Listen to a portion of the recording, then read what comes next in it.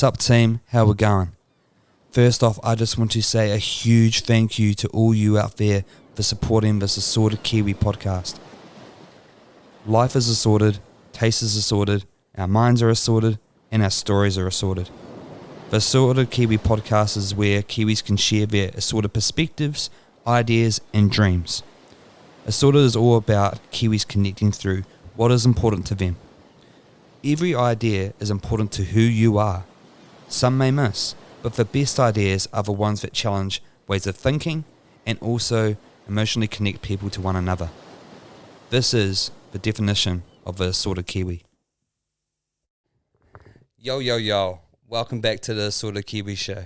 I'm your host, Assorted Hamish, aka the Assorted Kiwi, and I've got a special guest to the left of me, the multi-talented and multi-faceted Ray Lisi. How are you going? And welcome onto the couch. Good, very good. Looking at the view once more, you know. Oh yeah, once more, and just for all transparency, because it's such a honest and transparent show. First take, I made a slight little boo boo, and I've got to record. It was only 5 minutes though. It's only 5 minutes. So we're gonna get back into it, and it is an awesome view. It's an awesome day in Auckland, and it's just awesome to have you here because I've had the chance to see you perform twice before. Once at the Discover show, I think that was like a month ago, and then at Breaking Sound a couple of weeks ago as well. And it's just really awesome just to like see you perform and get to know the songs in a little bit more detail, and then that leading all the way to here. So thank you. But a little bit of intro, maybe just give us a little bit of intro about like who you are, and first off, start from the beginning. How do you even get into music? Right. So I'm Ray Leslie. I'm a rapper. I make music, and I've been making music since I was a youngin'. I was exposed to music, all types of music at a young age, except for hip hop. My parents were, real strict growing up, being, all Catholic and Filipino. So I was exposed to like a lot of pop rock. So I grew up in the Philippines till I was like 8 when I migrated here. And then I migrated here, and I grew up with Disney, so that included the Jonas Brothers, who I was really inspired by, mostly because, I'm going to be honest, a lot of this stuff is real underrated, and they wrote most of that. Oh, yeah. Did you listen to the Jonas Brothers? Yeah, like what? Is it just like the sound and just how much it cuts through? Yeah, like the guitars and right? Like for their age as well, they're 17, 18. So then I thought, I could do that. So I bought a guitar, started doing guitar lessons, and just started writing music, which for me, like, looking back now, right, came super natural to me. And if I told people, I was doing that kind of stuff, they'd be like, oh, like, really? Like, at that age? That's weird. Like, I was, biking around. For me, I'm really grateful that I just did it without any question, I didn't think to myself. Went straight into it and just kind of learned along the way. Of course, there was, like, ups and downs of learning how to do it, but you're just really dedicated in terms of getting straight into it. Exactly. Like, I didn't think once to myself, like, oh, like, should I be doing this? Should I be spending hours every day, like, writing songs? But it was just a hobby at the time. Yeah. And I think when I left, primary, a really innocent stage in my life, and I entered intermediate, and it was a completely different, ball game. I was exposed to Eminem's Not Afraid, because that song was real popular too, so it came on the radio. My parents could not stop that. Yeah, it could not block that from me. And as soon as I heard that, I was like, wow, like, this is really good. And then I started being introduced to, Jay-Z, Kanye, Kendrick was just coming up. So same as Drake, Macklemore, because, same Cole love. And all Cole, stuff, yeah. That whole class, like Big Sean, Outkast. I started listening to all of that, and I was like, man, this is something that is really dope. And so then I just transitioned from doing, pop rock stuff to actual rap. And it was like the distinct difference of like hip hop and that pop rock. Is it something about hip hop that like just resonated with you more because of the storytelling element, or just being able to say a lot more within a record? Definitely both. Yeah. I think for me, like, my favorite part about music is like the writing of it. So I was able to say more, in these songs. And as well as, I think the general feel of, like, hip-hop is just on another level. For me, like, I describe hip-hop as, like, a whole movie, within a song. Yeah. And it's like, I don't know.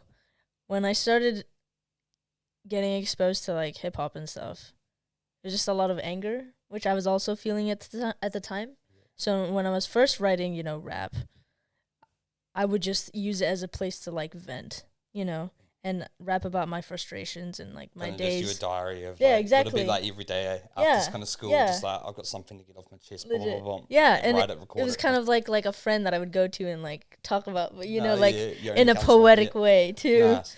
I was, like, honing my skill, but I didn't know I was, like, honing this skill, like, every day just writing. But I was, and then it came to a point where I was like, oh, I'm actually kind of, like, good at this. Let me see what else I can create with it. And, like, it was more than just a diary. It was just now, like, about creating Actual songs to actually get out there. And what was your, like, kind of first sort of kind of release? Like, was it just, like, loosey sort of tracks, or was it a full body of work at that point? Like, explain to us, like, kind of like how you lead into that. Like, because sometimes, regardless if it has been heard by a lot of people or it hasn't, those kind of, like, milestones are quite important to an artist, right? Like, the first time you actually publish a project or a track, like. Definitely. So at that point, I was living at this flat in Pakuranga, and I had my own room, so I would just, like, shut the door and write a bunch on this, like, notepad. And, like, I just had a bunch of verses on verses on verses. And I would get these beats from, YouTube, either on my phone and, like, or my laptop. And then after a while, I was like, oh, I could actually, release whole projects with all these verses that I'm writing. So then I started releasing mixtapes. So the first one I did was, like, when I was 15, 16. It was called Orion's Belt. And then the second one was called Runway when I was, like, 17, 18. And then the third, I released 4, actually. So I did, 5. So I did Butterfly, like, just at the end of high school, and then Wesley, my first year of uni. And then that summer, I did My Friend Death. Yeah. But I'd be releasing these things and, like, not doing anything about it. So I would create, and, like, give it my everything and think, like, it's great. Like, I could be the greatest rapper alive. Yeah. And then post it, like, on SoundCloud or YouTube or whatever. And, like, I'd be downloading these leases. And I'd upload them thinking the whole world is going to find this, But you didn't realize at that point in time the job isn't done just from that. It's, like, getting it out there and talking to people. Definitely a lot of work. Yeah. But I just assume, if you make good music, people you're going to make, exactly. Yeah. Like, the labels are going to hear. Like, how you found music. And, like, like, people, like, scouring through blogs and all that sort of stuff. Or through Spotify, just typing in. Yeah, see, because you hear these stories, like, for example, Justin Bieber just posted a cover, and then he... he was on the street, and someone walked past him, and you could just... Exactly. It's interesting, eh? Yeah. And that would have been from like, putting all your, like, heart and soul over those, 4 or 5 different projects. Mm-hmm. Was it kind of a bit of a frustrating process as well, because you kind of wanted to kind of get people to hear your music, or was it just about taking the energy and using it to level up a little bit more? Like, I think for me, I, like, knew that people weren't hearing my stuff. Well, obviously. And then but at that point, I didn't know, like, what was going on. Yeah. Like, I didn't know, like, the ingredients that you needed to make this thing. So I was just, like, for me, I was really passionate about music. So I was just leveling up each project that I had. And then eventually I was like, dang, like, how am I going to get people? It took me a long time to really sit down and ask myself, how am I going to get people to listen to this? Because for a long time I was really naive. Yeah. Maybe at that point I was like, oh, maybe it's, like, not good enough or whatever. Like, kind of still young and kind of just saying, okay, it's out there. It's gonna get heard. It's sweet. Especially, like, the more that I release, maybe someone's going to notice. Yeah. The volume, man. Yeah, exactly. It's not just one track, it's, like, a whole set of them. Yeah, and these would be, like, 40 minutes to an hour, kind of projects. Yeah. It's crazy. But it's even just crazy in the fact that at quite a young age, like, being quite prolific and having that opportunity with each track, each time you write something down in your notepad to hone in on your craft. Yeah. And like retrospectively looking back, like you're quite thankful to having that kind of whatever happened in your subconscious just to make you feel like I'm going to just write every day and just get all my emotions out. It's kind of like value time. Definitely. That actually help you as an artist, right? Awesome. Definitely. I don't normally think about, you know, like the past and the way that really like the formative years of me as an artist like have really shaped who I am. Yeah. You know, like today. Sometimes I like look back at high school and I'm like, dang, like all of that was just, you know, music. I'd be texting my friends and telling them about writing sessions that I'd have, and they'd think that I was like super weird. Yeah. Like, what are these writing sessions? You know, like diaries or entries, or like, what are you doing? Yeah. Is it? And for those writing sessions, was that with other people who were creating around you, or was it just what you would call like your own writing sessions? Definitely. In your own space? I was like in my own world with that. I was like so like delusional in the sense that I was like, I'm a rapper, you know, like this is what I'm a rap star. Yeah, this is what I do. Yeah, but no, I would keep this hidden from my friends.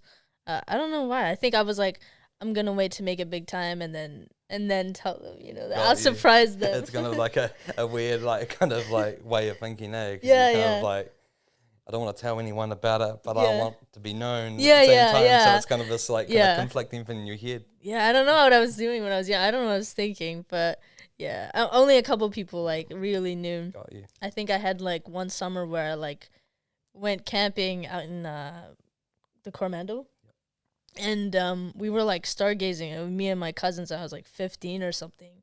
I think this was like the shift for me in terms of like really thinking about wanting to do music as like the thing, you know. Got you.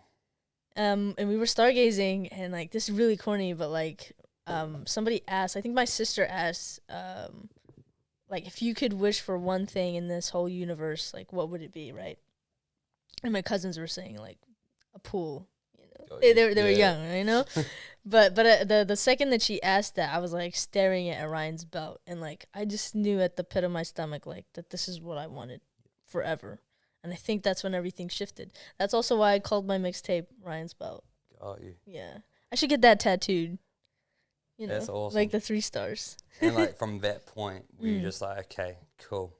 Yeah. This is like, this is like 4 kind of mixtapes sort of like out there. And that was like what really changed.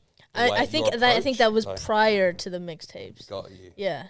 I think the way that I approached it, it wasn't until the change of the way I approached things. It wasn't until I was like in uni. Got you. After the Wesley. I think I was like doing this course called conflict resolution, and it was great, you know, but it definitely wasn't what I anticipated, you know, the course to be. And I wasn't really passionate about it. And I would see, like, I went to high school 10 minutes from my house. So, like, when I started getting into uni, it was like an AT. I would have to drive, like, pay for parking. Yeah. Like, the traffic especially, you know? And then sometimes I'd be coming in for, like, an hour-long class and then go home. You know, and I felt like, what a waste of time when I want to be doing... So then I was like, I, you know, really hate uni. And but that's also when I started getting exposed to like local artists, you know, and going to shows, and being a little bit, exposing yourself to a lot more artists outside of just you writing. Exactly, and and that was also like the rise. Brockhampton for me is a real big inspiration because they just started doing their own thing. Like they moved somewhere, you know, like and left their towns and then just started making music together and like hustled real hard. And that same year, I think I went to one of their shows, and that was the first concert I ever been to. Oh, wow. So, like, they're kind of definitely up there as inspirational. Definitely. And then, like, that same week, I think I, like, dropped out of uni, and then I was like, I'm putting all of, you know, my energy into my music. And do you find, like, when you make those commitments as well, like, it gives you this sense of energy of, like, positive vibes in terms of being able to, okay, wow, I'm actually committing to do it. But a little bit of, okay, well, this is it now. Yeah. I've made this decision. I made this commitment. Yeah. What am I going to do with it? Because other people out there will look and say, oh, you know, that's a big decision. Yeah, So how would that make other people feel like? see, like, it's so weird because, you know how you say, like, other people will look and think, like, oh, because, like, true, like, if I heard somebody drop out of uni, like, you know, from a really stable, I don't know, path in life to, like, pursuing music, which is, like, definitely not, I would myself even be a little, you know, skeptic. But I think for me, looking at my origins and looking at how I've improved so much and hearing my own tracks and, like, knowing, confident in terms of your ability. yeah, and, like, knowing my potential, for me, it was kind of like a no-brainer. Yeah, I wasn't like, I'm skeptical. Exactly. You know? You made it wasn't just like off a whim. Yeah. It was off like a long period of time of actually doing it. Yeah. Actually being, this is what I want to do. And, like, It's not knowing. about conflict resolution. Yeah, or yeah, anything yeah. Like that. Yeah, Uni, exactly. it's something that actually gives you so much joy and passion. Yeah. And it's, like, about, like, knowing, like, that I have a lot to learn, but I'm willing to learn and, like, to hustle hard. But, like, it came as a shock to me when people were like, are you sure? You know, and I didn't tell my parents for a long time, actually, until, like, I think because I was real scared of my parents, you know, and I didn't tell them about music. Like, at that point, they didn't know. Oh, about any. Oh, wow. Like, they had no clue. You know, I would sometimes have to record when they were out of the house, you know. Got you. Yeah. Until I didn't tell them until, like, the week prior to the next year. And I was like, I'm pursuing music, you know. And, you know, at first they were, you know, skeptical and, like, wanted me to go back to uni. But they said, you know, we'll give you a year. Yeah, you know, hustle hard. And if you don't want to, like, go back to uni. But I think now they've come to the point where they've realized, like, oh, like, this is what you're doing. And it's cool, like, once you start, like, once you get out of your, like, once you get all your kind of dreams and passions out of your head, start talking to people, and the people that care about you and that you care about them as well, about what you want to do. Yeah. You find this, like, other sense of energy that kind of comes unexpectedly, of just like, oh, wow, okay, people are supporting me. Yeah. This gives me a little, even more confidence in terms of my abilities. And how did those kind of moments translate to your writing style or the songs that you're making? Did you notice that kind of jump up in terms of maybe taking more time to kind of craft songs, or was it even faster? Like, what was the kind of changing process for you around that time? Like, in terms of, like, writing and, like, making music? I think I've always stayed the same. I think I've just, like, elevated, like, my artistry. But I think for me, I've been very religious about writing since I was young, and I'm still that way. I think the difference now is kind of, like, just my mindset on music as a whole. And for me, back then, music was about, like, success, right? But for me, music now is about creative freedom. And expression. Yeah, exactly. And, like, telling a story, you know. Telling that story on certain experiences that you've been through, or other experiences that other people you've seen gone through. Yeah. And, like, for me, I'm really grateful because, sorry about that.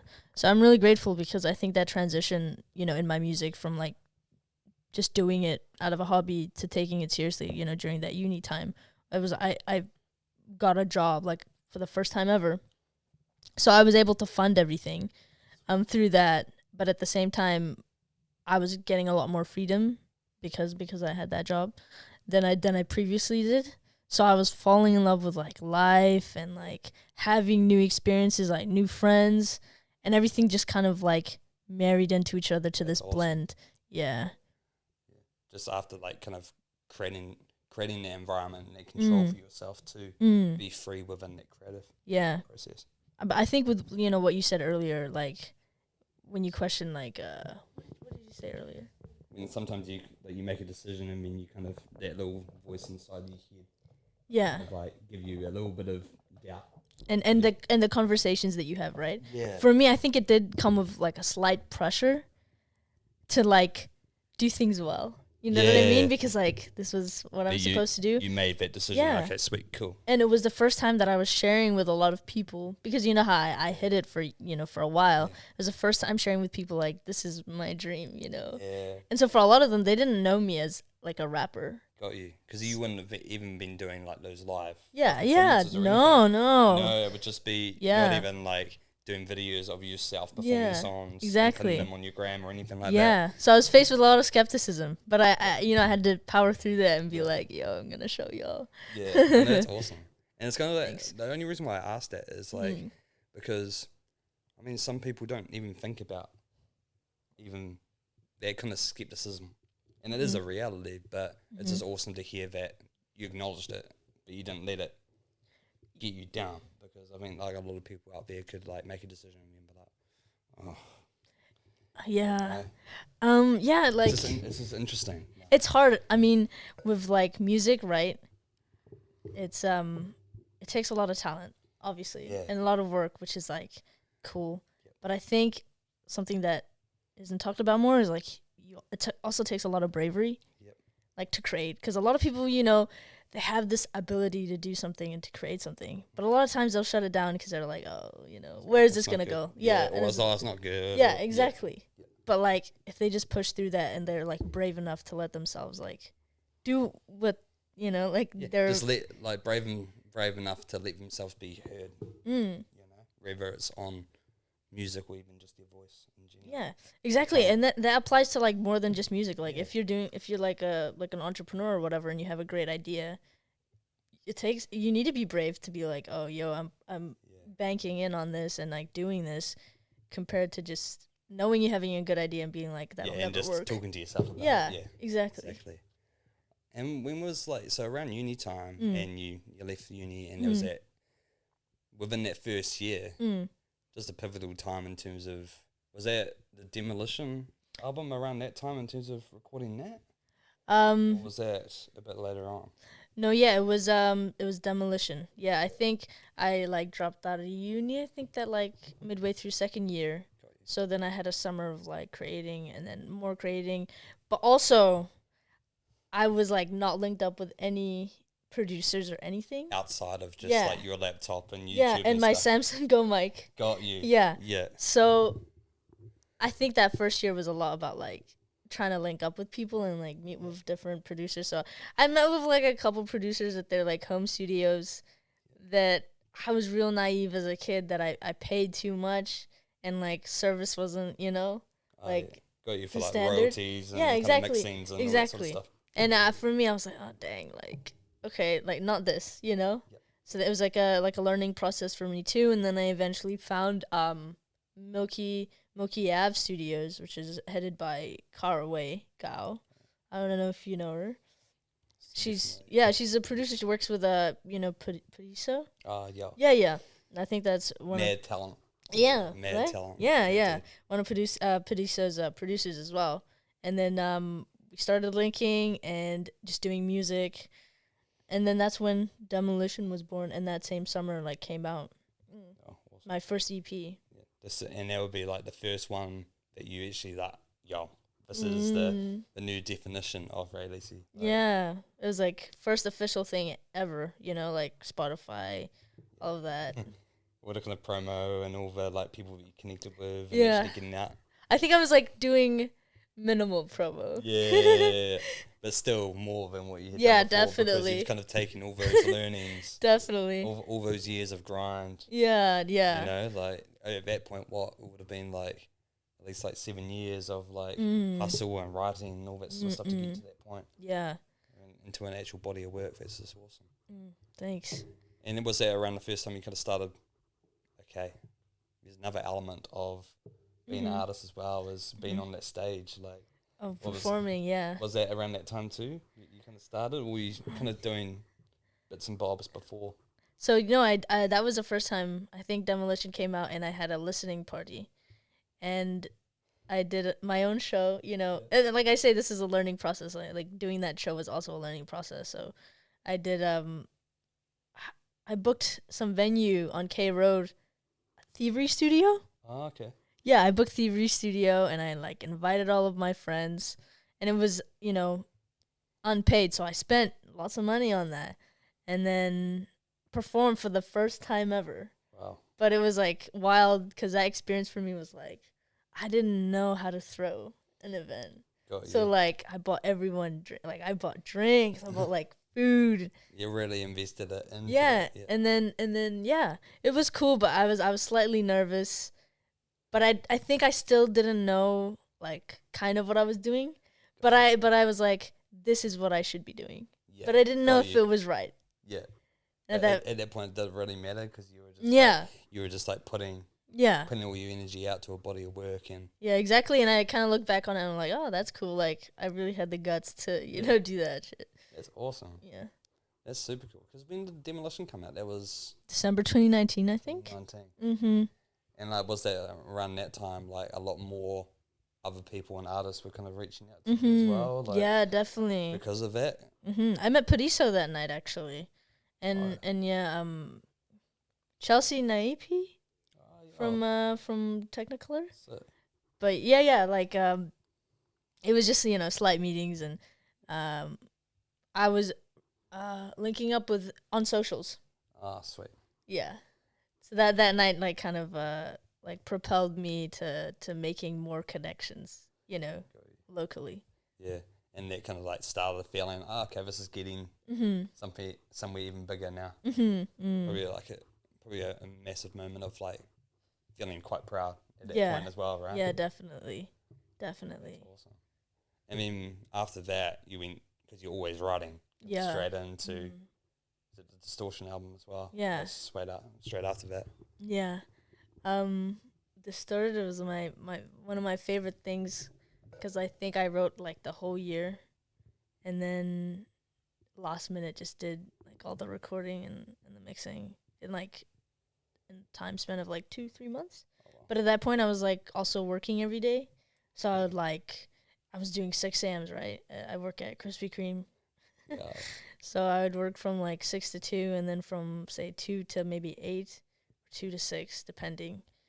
I would drive all the way from Manukau and go to Mount Roscoe, and then just like record, and then go back, and then sleep, and then wake up again 6 a.m. So that was the kind of daily routine. Yeah. I would not do that. No, that was like too much. Yeah, but I mean, like, that's why I got my own like setup now at home, because Siebes with the traffic. But yeah, I mean, for me as well, like, it was nice because I really put my blood, sweat, and tears into this album, and I wanted it to be elevated from compared to what I'd done in the past, like conceptually and sonically as well. And I think I experimented with new sounds in that project, and yeah, it was just a wide range of like a mixed bag kind of thing, and I'm really proud. Everything that led you up to that point, and all the music and influences that you like had got into up to that point, definitely formative to that album. Yeah, I was very like proud of the stories that I told in that album. Yeah, and just like the artists that came out of that. Yeah, like elevated. Yeah. And like, what sort of influences, like, for you've talked about kind of like Jonas Brothers and those formative years. I mean, like Eminem and like Kendrick and all that sort of stuff in hip hop. But what are you like putting on heavy rotation nowadays? Like, what sort of things kind of like craft or paved your influence in terms of your style? Okay. Because you do like definitely in your latest tracks, kind of like when you say like Jonas Brothers and melody and all that sort of stuff, you can hear a lot of that melody in that. I mean, Brockhampton as well. You can hear that stylistic. Yeah.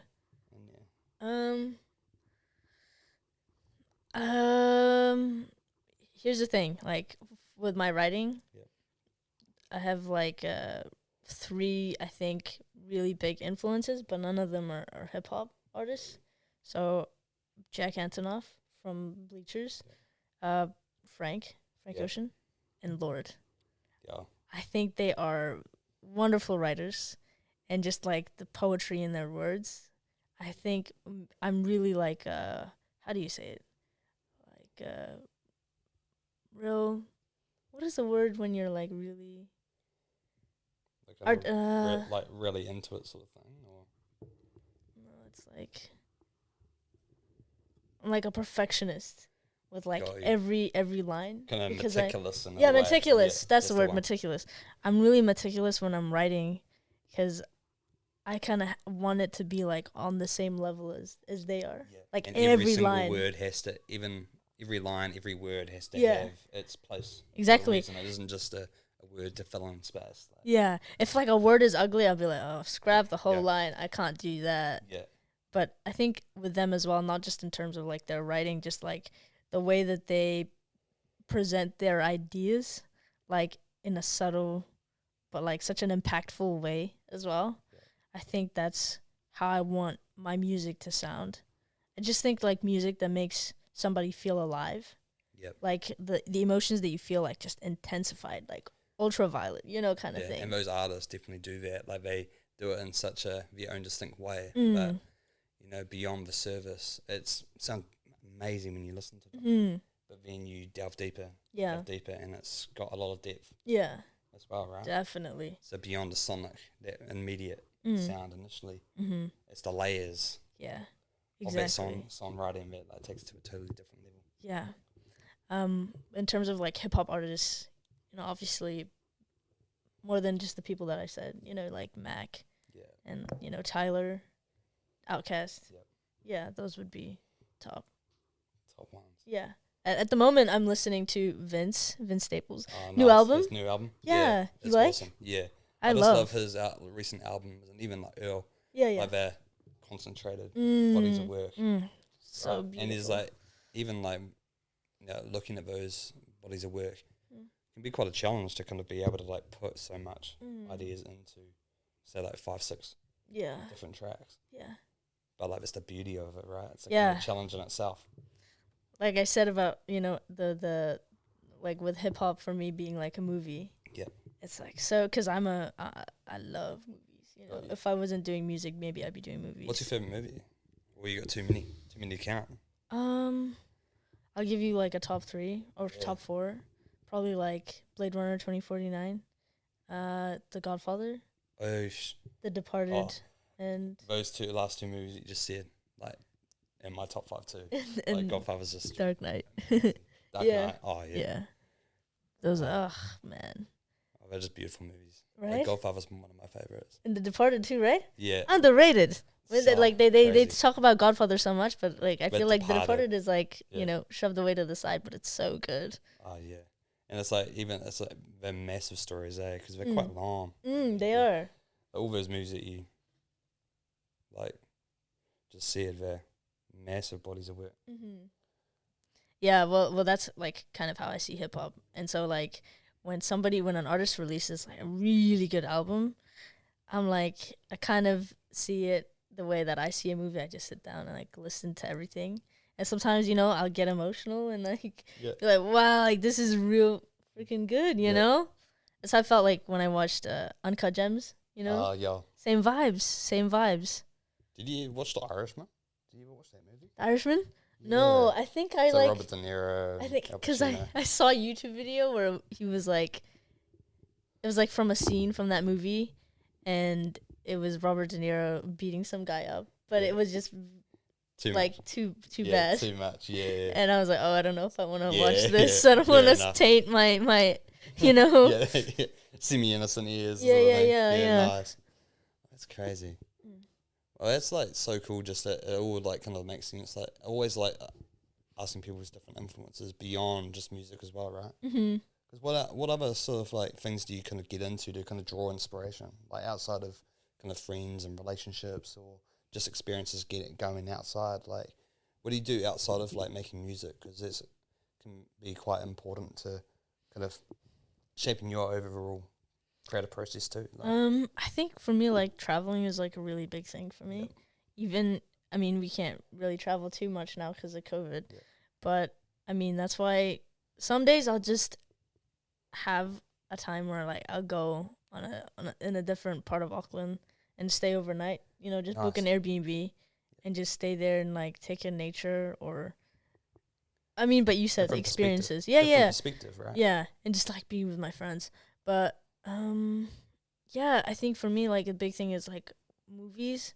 If I watch a really good movie, I'll finish it and feel like I can write a whole album. Got you. Yeah. Because like there's certain parts of those movies that resonated with. Oh, okay.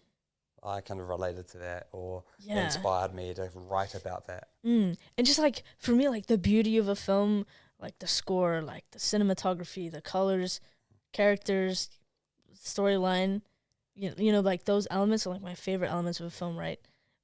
I feel like hip hop has those same kind of elements, but just like in a different form, obviously. But for me, I just want to hit all those spots. You know, when those 5 spots are hit for me, I'm just like, you know. Nice. So that's kind of like your checklist when you kind of even just writing like verses. Yeah, or, yeah. It's just like, okay, is it making those If your own criteria of how you do it? If somebody comes up to me and is like, "Oh, your music, great cinematography," I'd be like, "Oh, I've you know, I can retire. I'm good. Awesome. That's us." And then one of those like parts of like storytelling that like definitely aids with music is like actual videography and the video surrounding that as well. Like, take us back to like even like kind of maybe that sense of joy or even the process of your first music video as well, because those are quite like pivotal times of like, wow, it's beyond a song now, it's an actual art piece video. Like, what sort of memories do you have of those sort of times?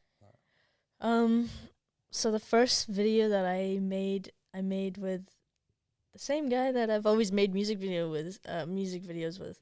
His name's Jerem Kabamogan. Real talented like videographer and photographer. He's been doing a lot of big stuff recently, but I think he's a bit younger than me, but we both kind of started out doing the creative stuff together. Around the same sort of time. So like, it was perfect. I think the first video I did was like for this song called 2049. See what I mean? Oh, yeah. This is Blade Runner 2049. All interlinked. Yeah. And we were on a rooftop, and he just like brought his backpack, big camera, and we just did it kind of like one take vibes. And then he just added, you know, some effects, and then I just put it out into the world. I think strangely for me though, I'm gonna be honest with you, I love movies and I love music, right? Yeah. And you would think that music videos are like they marry each other, but they don't. Yeah, and I find it but for me, I find music videos real hard. Like, it's weird to me because I take music so literal that when I have to put it in video form, I'm like, do I have to, like, it's awkward for me. It doesn't feel right. Say, you know, when artists release songs and then they have videos that have nothing to do with the song. Yeah. For me, like, that's like, I don't, I think it's cool. Yeah, got you. But for me, I'm like, it feels so unnatural to me. Got you. If it's like, you're just like kind of got yourself on a backdrop. Yeah. You know, doing, like reciting your like raps and all that sort of stuff, but it's not actually telling the story of what you're saying. Yeah. In that authentic way. Yeah. For me, it's just like, that's something that I'm learning but I struggle with kind of like doing. Is just like marrying those two things and like making sure that it's something cool.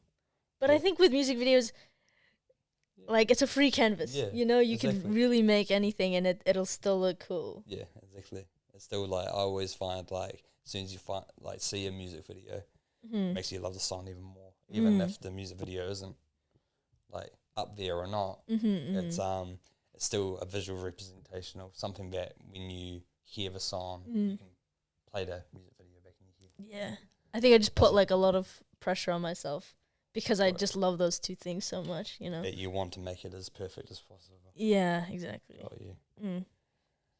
So next up, it's cool that we're actually recording this on the week of a new project. Otis. Otis.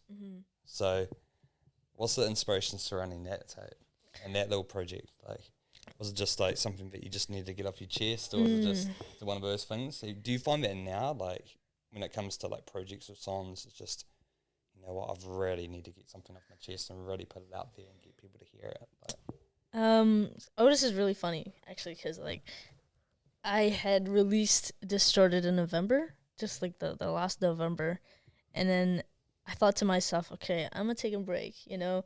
I'm gonna just vacation for a bit and like live life, so that way I'll have all these new experiences to write about when I finally get back to writing.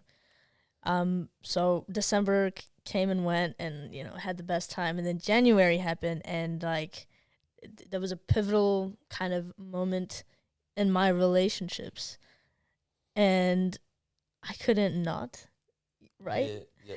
So I wrote like a bunch in January, and then I was like, dang, I have a full like I have an EP pretty much. Got it. And I said, like, why not? So then I just did that, but that was like, this whole album was triggered because of that pivotal point.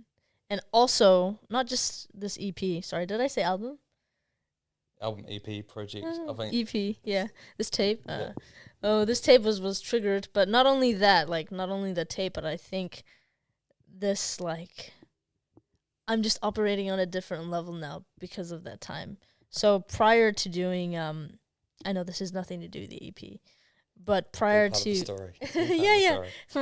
Prior to doing like the shows that I did now, I had only done the Demolition listening party and then the Distorted listening party. Oh, yeah. Yeah. But then in Jan Feb, around that time, because, things were changing, and I was like, I gotta go all in on my music now, because I get to focus on it. Then I did Yoke Fest, and then I did, Breaking Sound, and then, like, the Agenda Zine launch party. And I've done, like, I think 6 now. All in, like, a time span of, like, 6-7 months. Yeah. That's awesome. Which is hectic. Yeah. For me, like, I'm just saying it out loud because I'm like, Yeah. Where, like, at the end of last year, like, you didn't necessarily think that you were going to be doing so much. No, I had no way. It all happened, like, within a month that I was, like, actually, honestly, for me, I don't know where I got it, but I think there was, like, a thought that I had in my mind that I was, like, just DM these people. Got you. You reached out to all those sort of things, yeah. Like, to all these a random thought, you're like, you know what? Nah, I'm going to take some more control. Because, like, why not? Like, I think I was doing this thing called summer school series in the holidays where I was just sitting with people and with my handheld. I have this series on Instagram. And I would sit with different creatives and talk to them about life, pretty much. And then I think one of the questions was, like, what is the greatest advice that you'll receive? And Felicia Duque, who's a photographer, and she, models for Vintage Vamp and does, photo shoots with Checks. Checks on time? Is that? Yeah. She said, if you don't ask, the answer is always no. Yeah, exactly. And then it took me, like about a week or two where I was like, what? Like, I got it, but I think it didn't fully settle in my mind. And then I was like, dang, I got to ask. Yeah, because it could be yes. Yeah. So I just, like, scoured Instagram for all of these, different platforms or, like, opportunities that I could have. And just being like, hey, just to get your voice out there and get your art out there, right? Yeah. I mean, it's one of the most underrated quotes. I think so. So good, right? Yeah. And I think, like, as well, when I started doing that kind of stuff, because I had nothing at this point. I mean, like, I had projects, right? Yeah. But in terms of, like, being an artist out in the city, and actually, other people have an opportunity to see you. Yeah. I think I had nothing. But then when I started doing that stuff, I was like, oh, then I got to meet this person and this person. And then people actually got to see me live. And now I'm linking up with them. Yeah. Like, I did the Agenda Zine, and someone from that show sending Sam V stuff. And then Sam V messaged me, like, that same week, being like, yo, you want to perform at YSO? And that's how I got YSO, which was, like, a huge show. Yeah. Like, that's awesome. And it's like one opportunity leads to another. Yeah. I mean, who'd have thought, like, I performed Distorted, the listening party was at a hall by my house. It was, like, really small, just friends and family kind of thing. And then 5 months later, I was performing at the Tuning Fork, which is insane for me. It's like one of those things of, like, not thinking too hard about it and just letting opportunities come through and not being afraid to say yes. And around those times, those first shows, like when it's, like, beyond your own listening party where you've kind of got a little bit more control, you're familiar with the crowd. Like, this is a new sense of vulnerability, I guess, because you really are being on the stage and you're the focus of attention of people that haven't heard you before.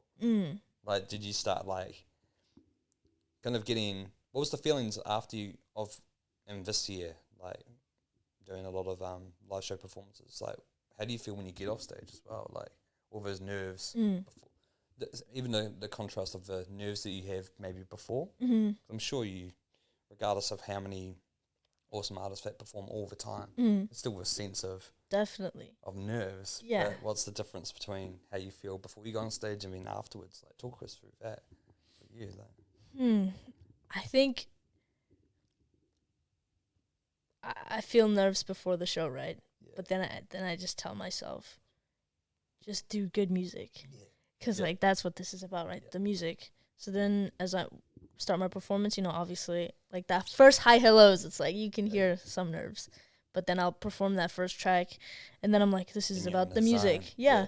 And then I get real passionate talking about what these songs are about. So, then I don't feel nervous. And then when I finish my performance, right, I don't, like, how I feel is, like, not to sound, too conceited. But I feel proud because I'm like, oh, yay, like, I did it for my music, and, like, I didn't think too much about it. And I was myself, which is, like, really important for me, is, like, just staying authentic throughout the whole thing and doing my music justice. Yeah.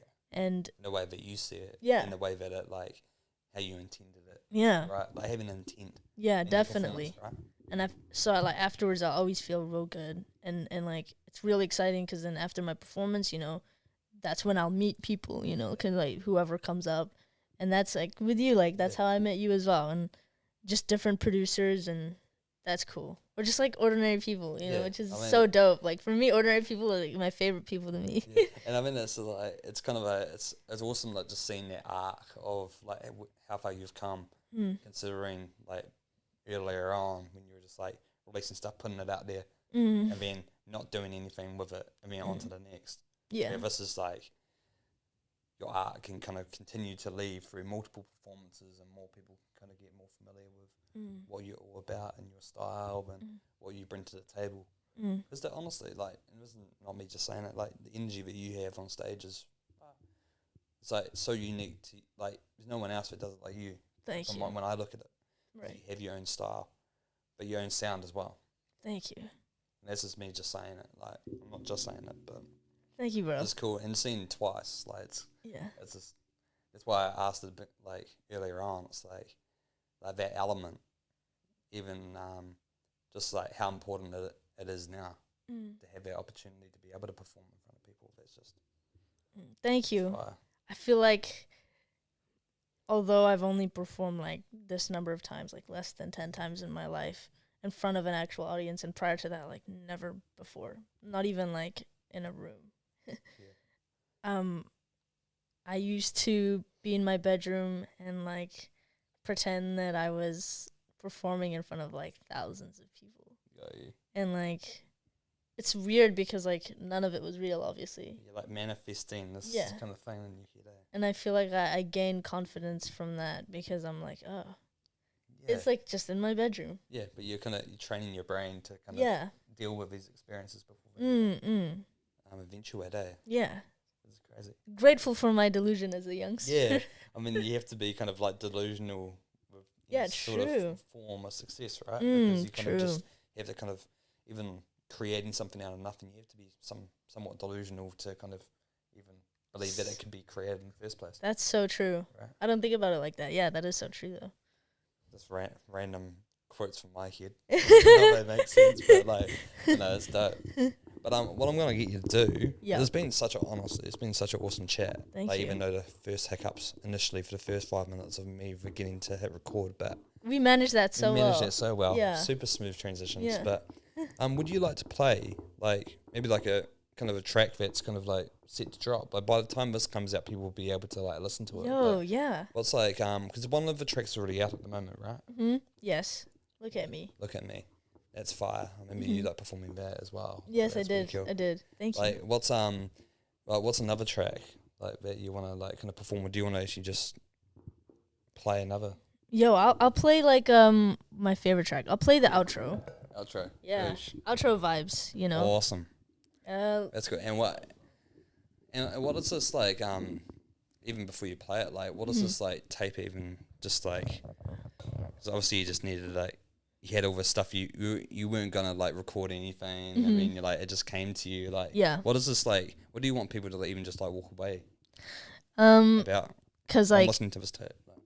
you know how I talked about, the pivotal point, like, I reached a pivotal point in my relationships and stuff. I think I was real, like, heartbroken, but at that point as well, I entered this new chapter in my life where I was like, it's chill because, like, I love myself and all of that. So this whole tape is pretty much about like just doing you. Yeah. And like elevating to a new level. I keep talking about elevating, sorry. No, that's cool. I like that. Moving up to a new level, like despite, you know, certain circumstances or whatever adversity you face. So for me, it's like, this may not be hard to people, but I'm real soft. So I'm like, this is hard, you know? Yeah. But this track specifically that I'm gonna play is called Heaven or Las Vegas, and that's just about like like after like shaping yourself and like improving as a person, kind of like being like, this is what's most important is like the music. Yep. And like my putting commitment a stamp to on it that. yourself, like a commitment to yourself as well as a commitment for other people to see that you are what you want to do. Right? And I described it at the show as like, this song is they're my wedding vows to music. Got you. Because I'm married to the game. Yeah, is this the one when like it was in Christchurch but Vegas? Like you renamed it Christchurch, but like, no, it's something different. No, that's something different. That's different. Vegas. But you just love Vegas. I do. I do. The bright lights, city streets. It's like one of my goals, eh? Yeah, that's perform awesome. Vegas and Las Vegas. Oh, it's dope. Oh, here. No, play a little taster, but like by the time you watch this, like, it'll be out. So definitely head to all those like Spotify's and any other sort of like streaming services to check this body of work out. Yo. Should I put on fully loud or?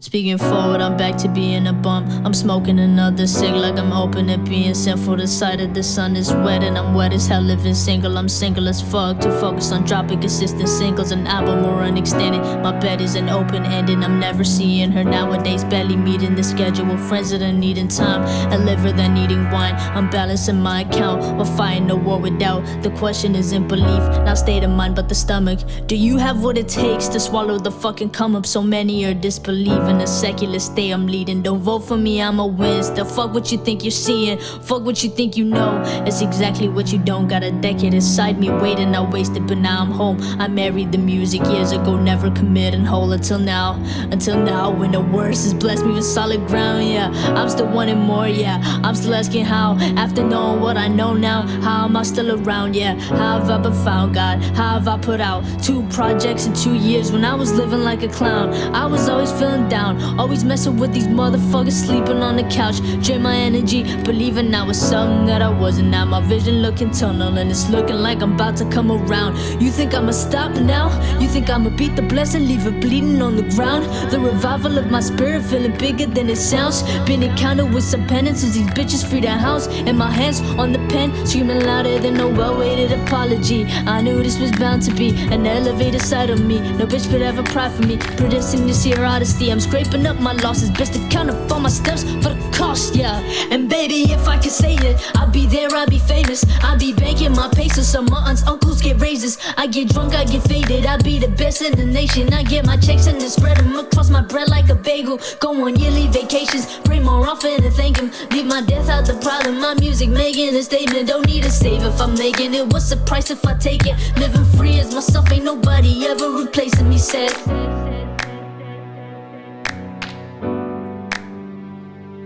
It's fire. Thank you. Definitely, like, it's just such a cool outro, right? Thank you. Even though it's like quite a small body of work, but like what that represents, right? Yeah, definitely. I'm real excited. I'm working on an album right now, actually. So. Hey, well, that's awesome. Like, I'm not surprised with like how much like stuff you've, like the stories you've been telling about how much recording you've been doing as well, and just writing everything down. So that's awesome. Is that like just something you're just like steadily working on, no pressure in terms of like releasing that or anything like that? But I'm hoping in the summer. Nice. Yeah. Definitely got that summer vibes. Summer vibes, yeah. Let's hope. That's awesome. Well, right, I'm just honestly, as I've already said, I'm stoked be here, been able to like tell your story. Thank you. That was so really fun. Cool. It's super fun, eh? Like I always like every like Assorted Kiwi we have on the show. It's just an honor. Yeah. It's an allow honor to you be to- here on this on couch the right here. couch. Like, but the last thing that we do, and we do this with every single one of our like sort of Kiwi origin stories, is picking a New Zealand track because it is a Kiwi platform, and like we might as well put on for any other sort of like Kiwi artists as well as ourselves, right? Yeah. So like if you were to pick a song by like a Kiwi artist to ride out to, what'd it be? 'Cause we've had like, and the cool thing about it is like every single person that we've had on, like it's never the same song. Right. And it really like, is a kind of a testament of like how much talent we have in this country. Right. This is super cool. I'm thinking of all the New Zealand artists that are on at the moment. Oh, Tabes. Rolls. Did Rolls someone? Royce. Oh, Did such someone? a tune. Rolls Royce. Oh yeah. I love that I one. thought you were gonna say someone picked it. No, I'm just being like that is like being on heavy rotation for myself as well. Yeah. Like that's just super fire. Oh, that song is just crazy. Right? It's so good. Oh yeah, just came out of nowhere as well. Mm. If I can just actually find it. But before while I find the song because I'm hopeless, where can people find out about you? Like, what's your Instagram handles? I'll put it in the tag anyway. But like, and any other sort of shout outs that you want to give out? Instagram. My name is Big Bug Ray. So BIGBAWGRAY. You can find me on Spotify. Ray Leslie. Yeah. Shout out to Checkered Patterns who mixed and mastered the whole of Otis. Nice. Yeah, Chick Patterns are sort of Kiwi alumni. Yeah. Like, oh yes, I saw. Yeah. First Oh. one. Yeah. Crazy. The world is connected Oh here. yeah, super connected today. Yeah. No, that's fire. No, we're looking forward to the chat, to the drop of the EP, and just thanks again, and hopefully a lot of people out there who are fans of you or who aren't fans of you, but will become fans of you, learn a lot more about you from listening to this combo. So Thank you, Hamish. honestly, shout out. Thank you, bro. And we'll listen to Rolls Royce by Tabs to ride out to because it's such a tune. Awesome. Catch you guys on the next one. Have an awesome day. Catch you.